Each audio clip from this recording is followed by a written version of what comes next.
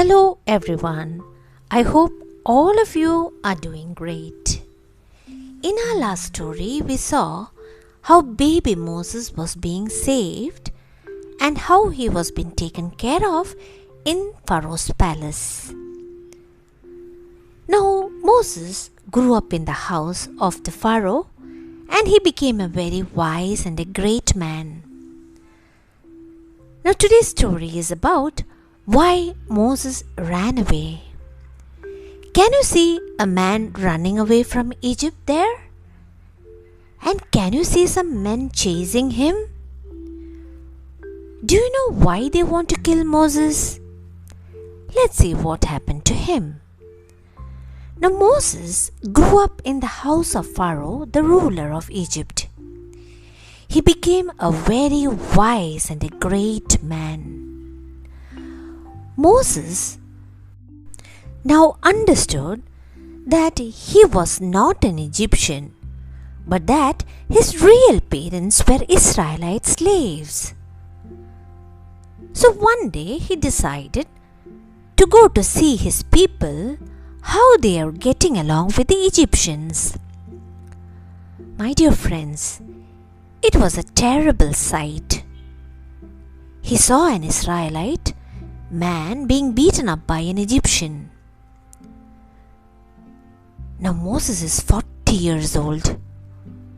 My dear friends, Moses looked around, and when he found that he was not being watched by anybody, he hit the Egyptian, and the Egyptian man fell down. He died.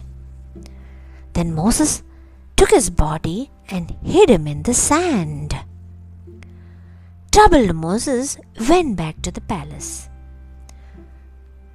But Moses was troubled by the way how the Egyptians were treating the Israelites. So he decided to see his people once again.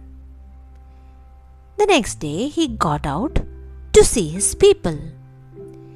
He thought he could help them so that they wouldn't have to be slaves anymore. But my dear friends, he saw two Israelite men fighting against each other. So he asked them, "Why are you beating up your brother?" The man replied, "Who are you? Who made you our ruler and judge? Are you going to kill me just as you killed that Egyptian?" Moses now became scared. He knew that people had found out what he had done to that Egyptian. Even Pharaoh heard about it, and he sent men to kill Moses.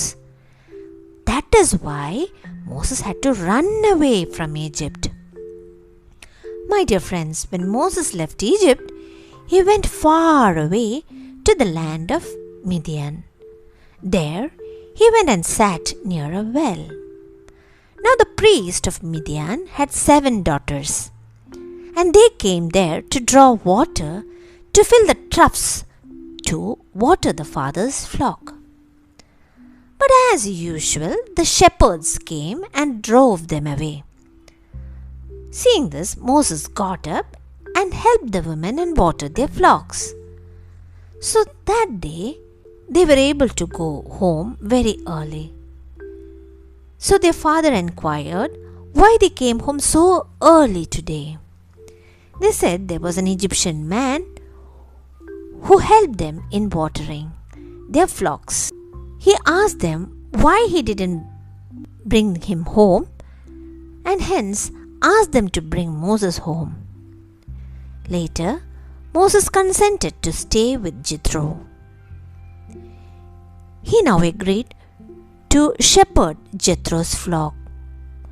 Days went by, my dear friends.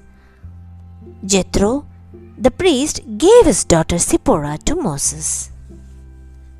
For 40 years, Moses shepherded and took care of Jethro's sheep. He is now 80 years of age.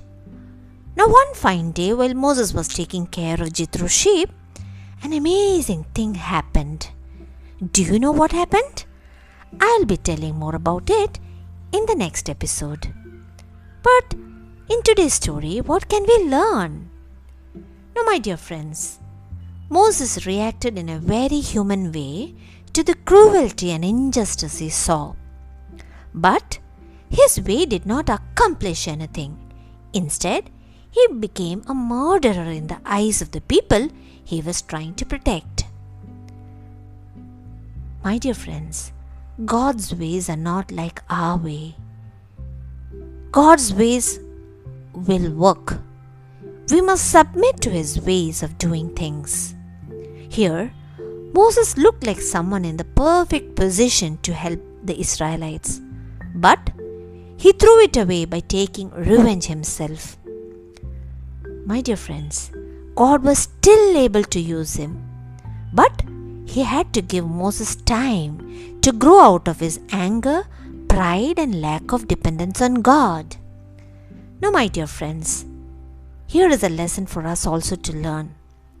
In times of trouble, we should not depend on our own wisdom. We should not be angry and prideful of ourselves. Instead, depend on God and wait for His ways to give solution to our problems. I hope you enjoyed today's story. Until I come up with the next beautiful story of Moses, do stay safe and healthy. Your loving Bensi Auntie. Bye. Take care.